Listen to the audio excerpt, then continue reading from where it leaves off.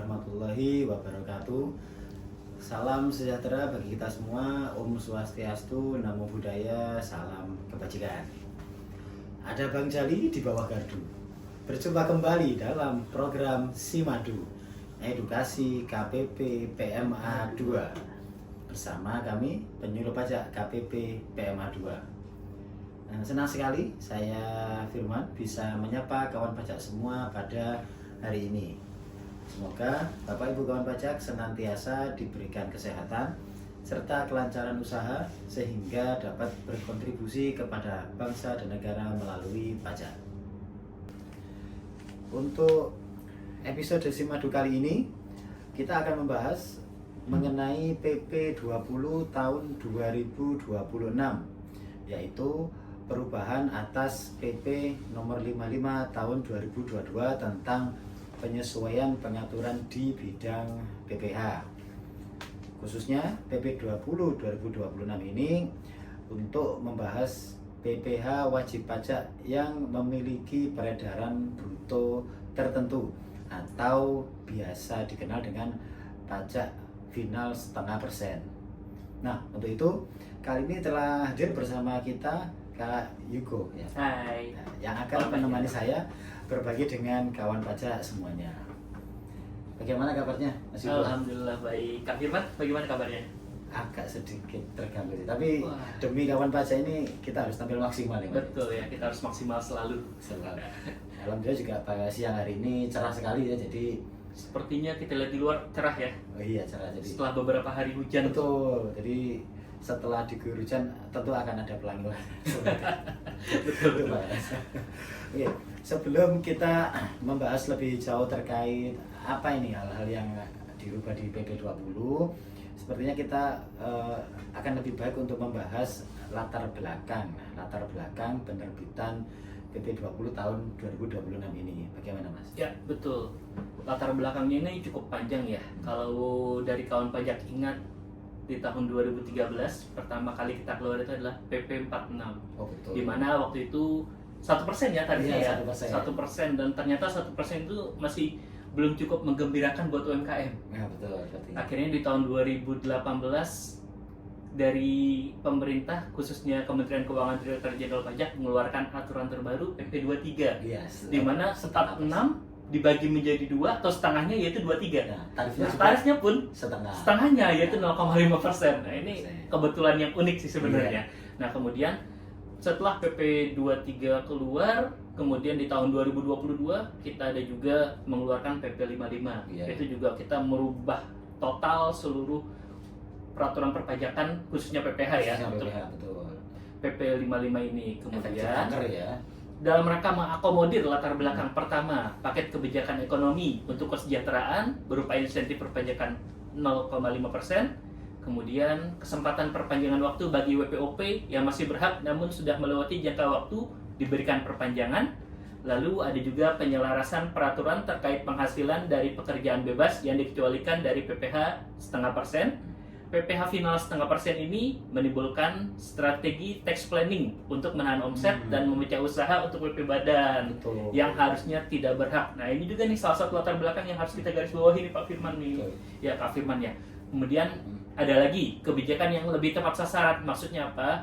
Biar PPh final 0,5% ini memang diperoleh bisa dimanfaatkan oleh wajib pajak yang memang berhak. Yang memang berhak. Padahal jadi WP masih memanfaatkan tarif 0,5% padahal omset sudah melewati batasan. Oh, oke, berarti terkait dengan yang sebelumnya ya, tadi karena ada strategi tax planning seperti Betul, itu bagian dari tax planning sudah ya. melewati, tapi masih pakai tarif 0,5%. 0,5% ya betul. Nah kemudian ini yang tidak kalah pentingnya nih, karena negara kita ini, negara Republik Indonesia yang tercinta ini sudah menjadi anggota OECD. OECD, betul. Dalam rangka menjadi anggota OECD ada merekomendasikan pengaturan secara eksplisit mengenai biaya suap. Oke, ya, suap. Wah, baru ini seperti Baru ini diatur biaya suapnya ya. Oke, jadi tadi memang yang saya tangkap nih sekilas memang kebijakan ini memang untuk mendukung praktik bisnis yang transparan ya, Transparan, yang sehat, betul. Karena sehat. tadi juga didukung adanya karena ada strategi tax planning, Iya. kemudian juga ada pengaturan terkait biaya suap. Jadi Betul.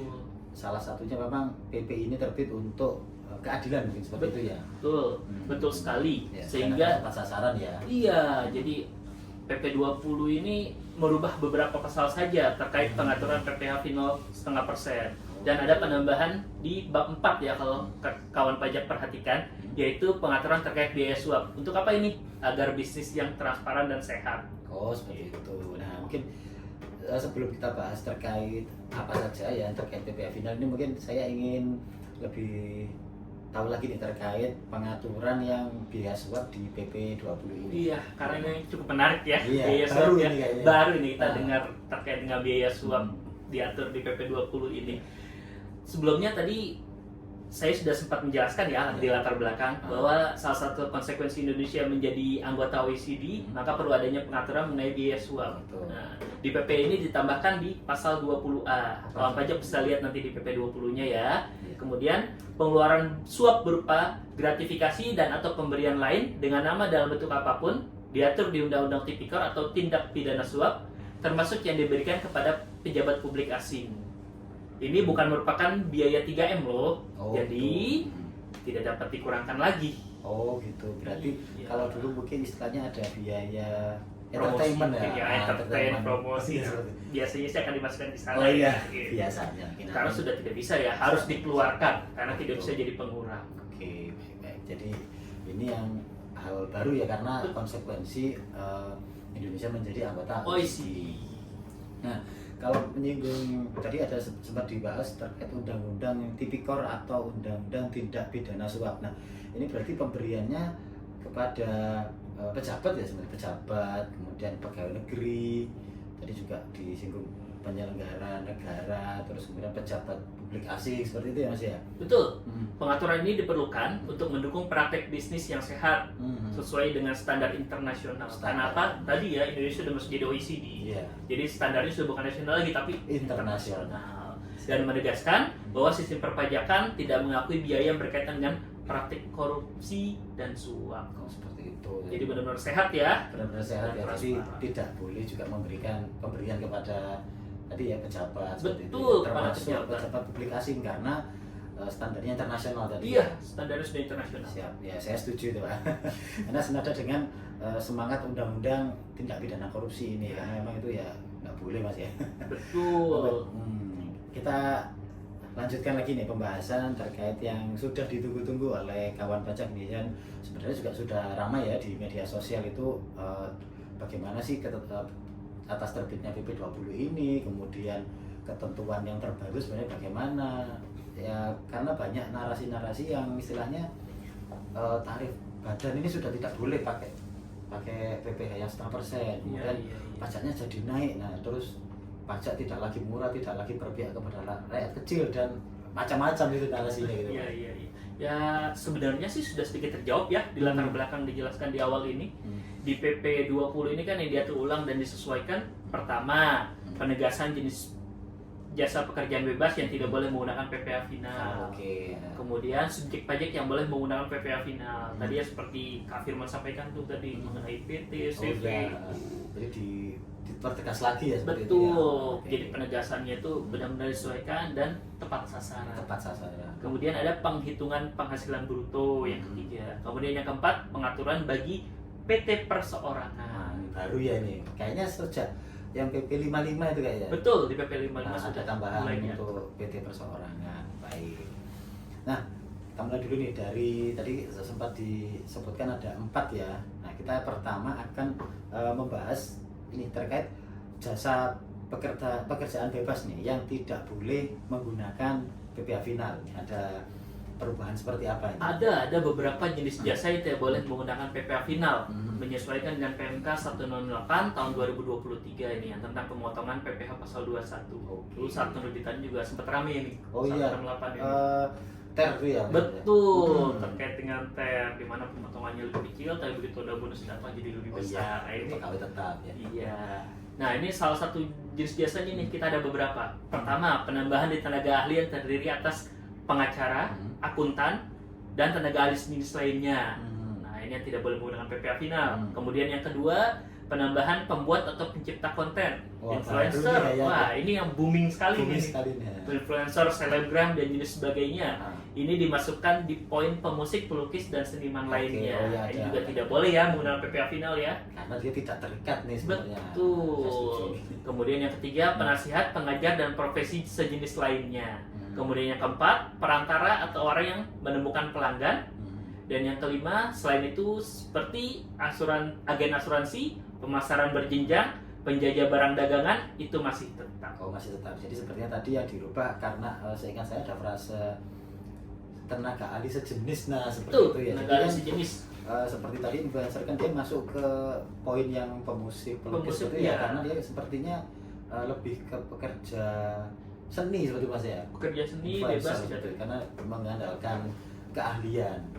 Oke, maksud. Nah ini berarti menyesuaikan perkembangan zaman. Betul. Karena mungkin waktu dulu kan nggak diatur. Belum ya. ada itu. Belum ada. Iya, influencer, selebgram itu belum se-booming sekarang Belum ya. seperti sekarang ya. Betul, betul. Ini kita live Instagram nih jadi selebgram ya ini. Belum ya. Kayaknya tidak ya. Kayaknya enggak ya, kita nggak boleh juga nih. Iya, kita tetap edukasi saja. Tetap Edukator edukasi. ya. Betul Mas.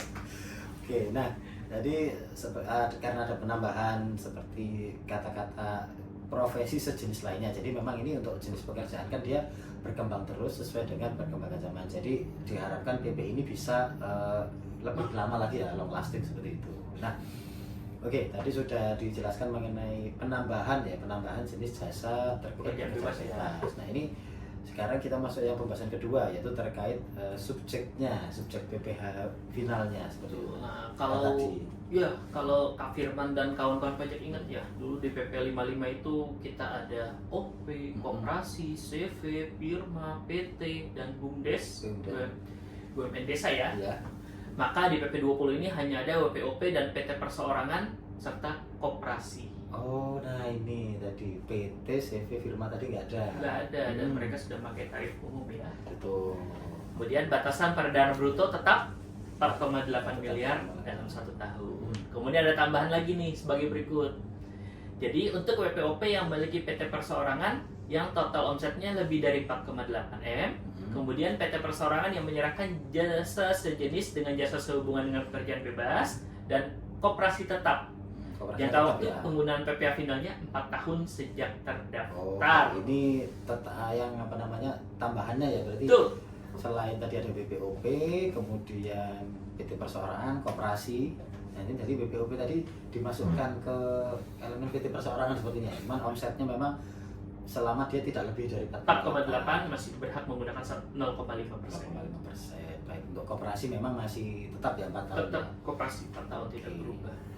Nah, ya itu tadi kan seperti yang disebut di media sosial kan ramai Iya. ini CV, PT, Iya. firma, terus kemudian dia sudah tidak termasuk lagi menjadi subjek PPH final yang 0,5%. Tapi memang kan tadi di awal sudah dijelaskan ya untuk PP 20 ini kan semangatnya untuk menjaga agar tepat sasaran. Betul. Tepat sasaran. Jadi benar-benar ke pelaku usaha yang khususnya orang pribadi yang memang omsetnya di bawah 4,8 miliar dalam setahun. Dan bagi wajib pajak yang tadi ya seperti PT, CV yang sebenarnya dia Sudah di atas, nah itu diharapkan agar bisa naik kelas. iya naik kelas kan, harusnya ya masa di bawah terus kan gitu.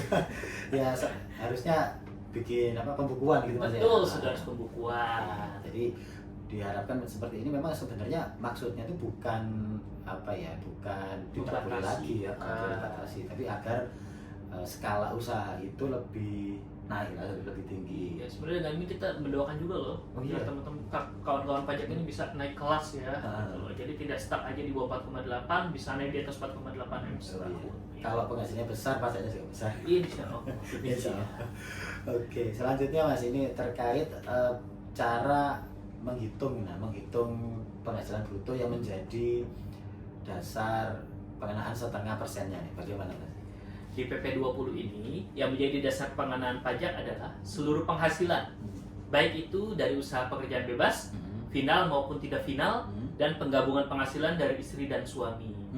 Dan betul yang disampaikan bahwa pajak ini tepat sasaran dan keadilan, serta bisa mengetahui kapasitas ekonomi dari wajib pajak yang sebenarnya. Oke, berarti nanti ini kan akhirnya semuanya berarti Mas, bukan cuma dari usaha misalkan dagang aja ya. Iya, Berarti kan tapi misalkan dia ada dagang, ada kemudian dia kontrakan, punya punya kontrakan, sewa, iya sewa tanah dan jumlah bangunan, gitu ya. iya. Semuanya menjadi dasar pengenaan pajak untuk dikalikan 0,5% itu ya. Betul. Selama di bawah 4,8 seluruhnya bisa menggunakan Bisa 0,5%. Oke, baik, dapat dipahami. Jadi memang tadi ya untuk mengetahui kemampuan sebenarnya berapa sih kemampuan ekonomi untuk wajib pajak ini gitu ya. Betul.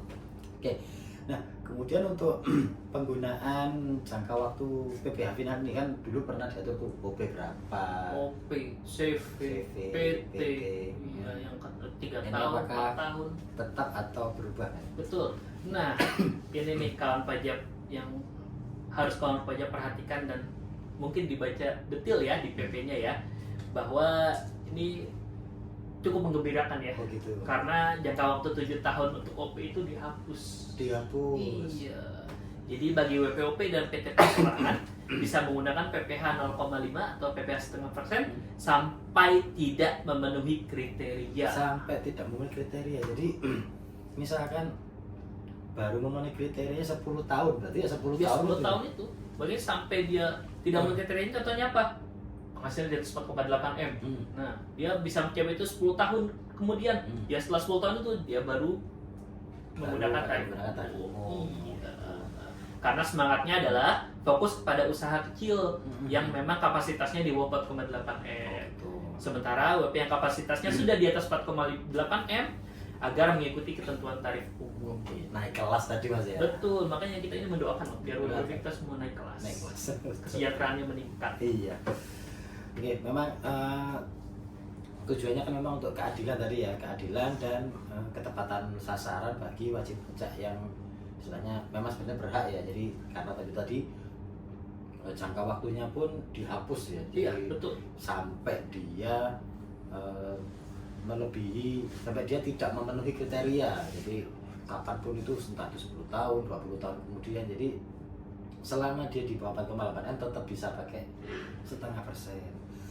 Dan sampai PP ini kemudian dicabut atau diganti. Wah itu kayaknya sih untuk pelaku usaha ini masih tetap mendukung PP ini saya yakin Betul, sih. karena tetap ya transparansi, berkeadilan dan sehat. Betul, yang bisnis yang sehat tadi ya. Pengat. Kemudian bagaimana nih dengan proses yang kemarin kan sempat PP ini sempat keluarnya di tengah-tengah ya. Jadi banyak juga wajib pajak itu yang istilahnya Sudah menunggu ya? sudah menunggu nih gimana nih saya bayar 0,5% tetap atau kemudian saya nggak perlu bayar atau bagaimana, karena PP-nya ini kan juga keluarnya juga baru di bulan pertengahan ya, Iya. agak pertengahan 2026. Nah ini apakah ada semacam apa namanya transisi atau Peralihan ya. seperti itu. Jadi pengaturan di masa peralihan ini karena mengingat ya sebenarnya dari tahun 2024 ya isunya ya. Oh gitu ya, Isu terkait dengan apa setengah iya, persen ini ini ya. ada yang banyak yang berakhir di 2024. Betul, karena kan sudah berlaku dari 2018 Iya. ya. Nah, itu. WPOP yang sudah berakhir tahun 2024 masih bisa menggunakan untuk tahun 2025 dan 2026. Oke, berarti masih bisa nih ya. Aman, masih bisa. Dia setor itu berarti masih bisa. Bisa. Dan sekarang juga masih bisa ya. Iya, betul. Kemudian yang kedua, untuk yang berakhirnya 2025 WPOP untuk PT Perorangan juga masih bisa menggunakan untuk tahun 2026. Oke, berarti ini untuk yang PT Perorangan ya, karena dulu PT itu kan 4 tahun ya. Jadi masih bisa menggunakan sampai tahun ini. Betul. Jadi yang tadi ya WPOP yang sudah berakhir 2024 dan 2025 jangan khawatir, masih bisa menggunakan. Masih bisa menggunakan. Kemudian koperasi yang berakhirnya antara 2024 sampai 2029 dapat menggunakan sampai tahun 2029 jika memenuhi syarat. Jika masih memenuhi syarat, jadi diperpanjang lagi ya. Betul. Tadi ya 4 tahun ke depan. 4 tahun ke depan lagi.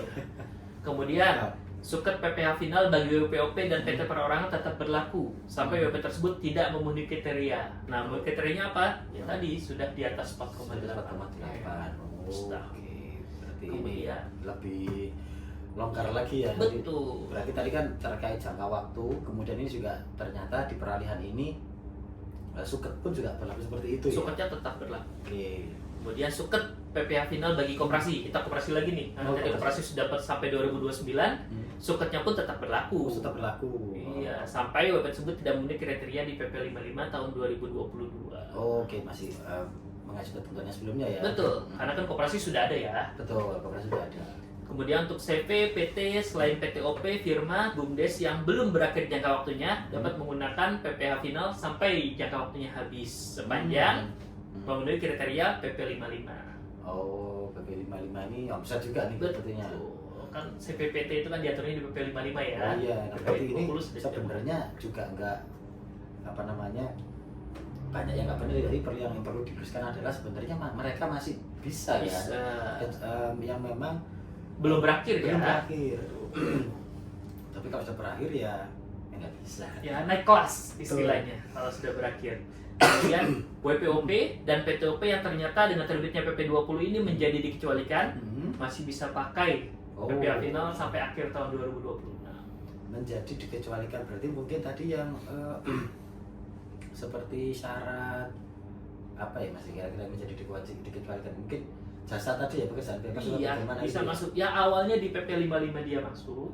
Begitu di PP 20 nya dia tidak masuk. Iya. Untuk 2026 ini masih bisa menggunakan. Baru nanti yang tahun berikutnya. Tahun berikutnya baru harus menggunakan naik kelas istilahnya ya. Istilahnya dia naik kelas. Wah, seperti itu kawan pajak. Lengkap ini, sangat lengkap ini penjelasannya terkait PP 20 tahun 2026 ini ya. Memang sebenarnya tadi dari beberapa perubahan tadi yang saya tangkap itu memang adalah latar belakang nih tadi. Ada latar belakangnya, kemudian semangat penerbitan PP ini itu memang merupakan kebijakan yang dipertahankan, sebenarnya dipertahankan untuk UMKM yang masih yang dia harusnya memang sudah ya. Iya. Yang memang batas omsetnya memang dia di bawah 4,8 sehingga dia tetap bisa pakai tarif yang 0,5%. Bahkan tidak ada jangka waktu ya? Iya, makanya tadi nggak ada jangka waktu, jadi sampai dia tidak memenuhi, nah gitu bisa berapa lama itu. Iya. Nah, kemudian juga PP ini mempertegas sasaran penerima manfaat ya, penerima insentif ini, jadi berdasarkan karakteristik usahanya, profesi dan kapasitas ekonomi wajib pajak sehingga manfaat kebijakan ini memang dapat diberikan lebih tepat sasaran dan berkelanjutan tadi ya. Jadi diharapkan wajib pajak juga bisa usahanya juga semakin berkembang seperti itu ya. Berkembang, bisa meningkat ya. Bisa meningkat nih. Diharapkan yang di bawah 4,8 ini untuk berpacu dengan yang lain lah seperti itu. Nah, kemudian juga terkait pengaturan yang baru tadi ya. Iya. Untuk mendukung bisnis yang sehat. Sehat ya, tidak mengakui biaya tidak Impor, mengakui ya. biaya suap nih ya. Iya, Karena dulu kan masih bisa tadi ya untuk biaya entertainment, kemudian biaya promosi itu masih masuk dengan syarat kita harus membuat daftarnya ya. Betul. Ya. Sekarang sudah tidak bisa ya. Sekarang sudah tidak bisa kawan pajak. Jadi juga diharapkan kepada kawan pajak ini tidak memberikan sesuatu kepada penyelenggara negara baik itu dalam maupun di luar ya. PNS kemudian sama pejabat publik asing juga ya. Iya, pejabat luar juga kan tadi di state. Nah, seperti itu. Jadi kita harapkan juga jangan memulai juga sih. Iya. Iya. Jangan memulai juga. Jadi kalau bisa ya kita melakukan praktik bisnis yang sehat sehingga pajak ini juga bisa kembali manfaatnya kepada yang membutuhkan. Seperti itu. Nah, tidak terasa sepertinya Mas Yuki ini. Kita ngobrol ini kayaknya tadi kemana-mana gitu. Iya.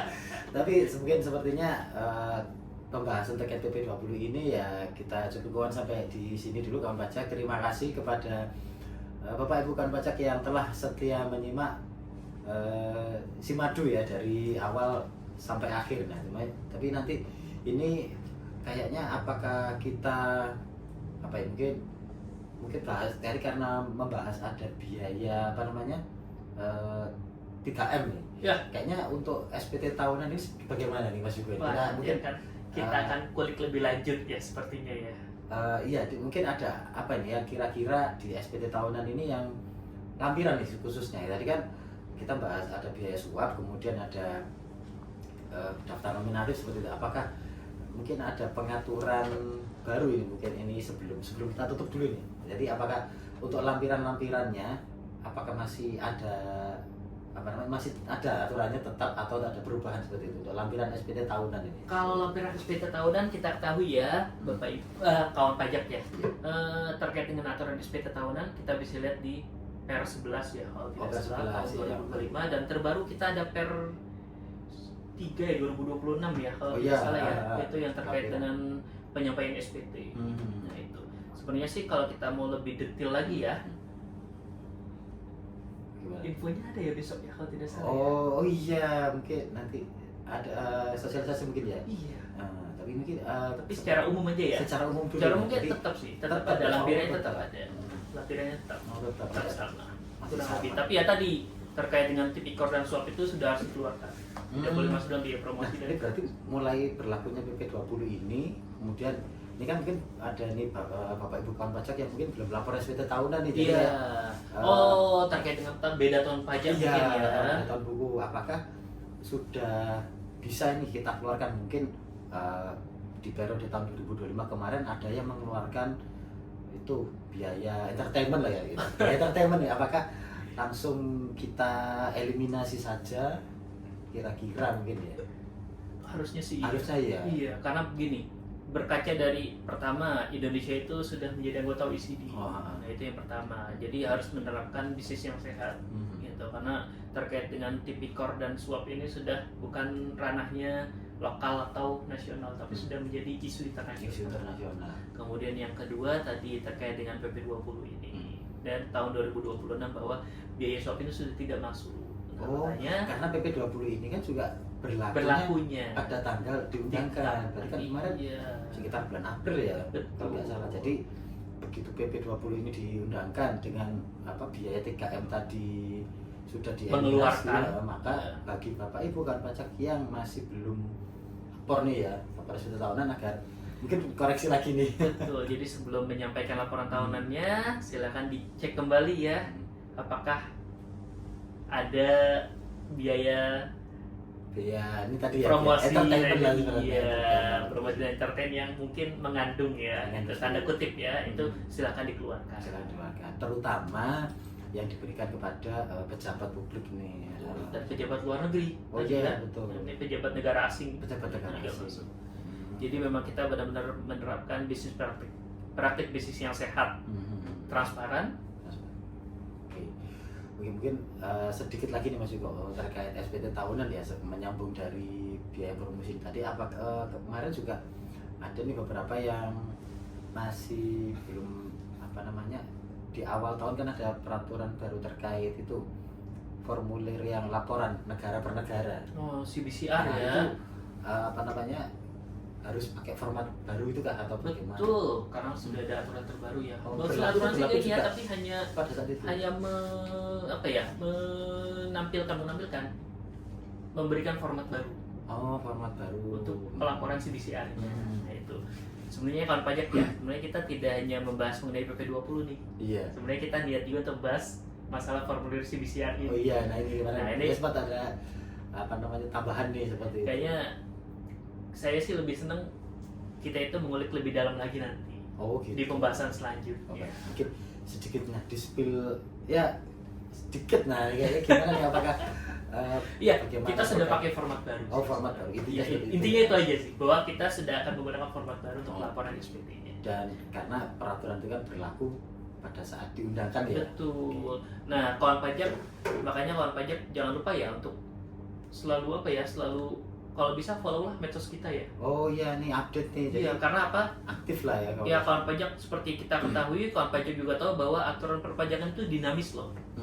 Jadi selalu keluar aturan-aturan terbaru yang mungkin kawan pajak belum tahu. Nah, kita bisa menyampaikan lebih cepat. Oke. Jadi sebenarnya informasi ini kan juga berjalan cepat nih. Jadi kadang ya ini kalau saya sendiri Mas ya. Jadi sadar lah, saya juga mungkin kurang istilahnya jarang lah mungkin kalau di luar waktu senggang itu ada informasi apa justru kadang itu lebih tahu wajib pajak duluan nih. Jadi kadang, iya ya, Pak, aturan ini gimana loh, ini kok sudah keluar gitu. Ternyata memang waktu saya cek sendiri oh iya ada aturan baru. Oh baik Bapak Ibu, ini kami pelajari dulu seperti ini, nanti resumenya akan kami sampaikan nih, jadi seperti itu. Jadi Biasanya ya, Pak Firman dan kawan pajak kita itu menyampaikan edukasi atau penyuluhan ke kawan pajak ini biasanya setelah kita mendapatkan edukasi dari pusat ya. pusat. Iya. Jadi kan kita tahan dulu ya, sebentar Bapak Ibu, kita tunggu dulu agar istilahnya sama. Betul. Gitu kan. Jadi satu Tidak ada suara, perbedaan. satu saluran, dan informasi yang disampaikan pun sama. Sama. Jadi jangan ojo dibandingke wah. Ojo dibandingke. Mohon maaf ini kalau pajak ya.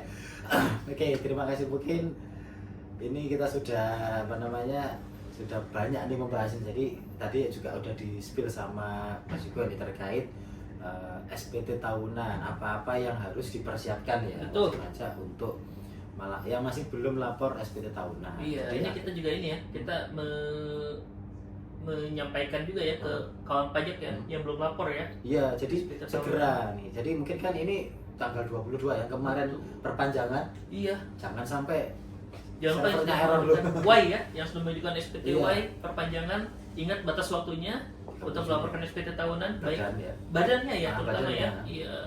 30 Juni. Nah, karena Yang perpanjangan waktunya lambat. 2 bulan. Begitu juga yang perbedaan tahun buku ya. Oh iya, itu dicek lagi. Mungkin nanti jangan sampai terlambat gitu ya. Nah, jadi kami menghimbau ya kepada seluruh kawan pajak yang belum melaporkan SPT tahunan PPh badannya, diharapkan untuk segera melaporkan SPT PPh tahunan badannya, dan jangan ditakhirkan ya. Jangan Kalau saya diakhirkan, jangan ya. jangan di akhir gitu. Sahur aja yang diakhirkan. Nah, kalau lapor jangan, lebih Iya, baik di lapor. awal biar kita bisa tidur dengan nyenyak. Betul sekali. Itu Mas Yugo. Oke. Oke, Jangan gitu lupa ya, ya Kak Firman ya. Bapak Ibu, follow media sosial kami di Instagram @pajakpma2. Bapak Ibu juga bisa melakukan konsultasi dengan kami, chat di WhatsApp ya untuk konsultasi dan update info terkait perpajakan. Kami cukupkan di sini. Pajak Tubuh Indonesia Tangguh. Wassalamualaikum warahmatullahi wabarakatuh.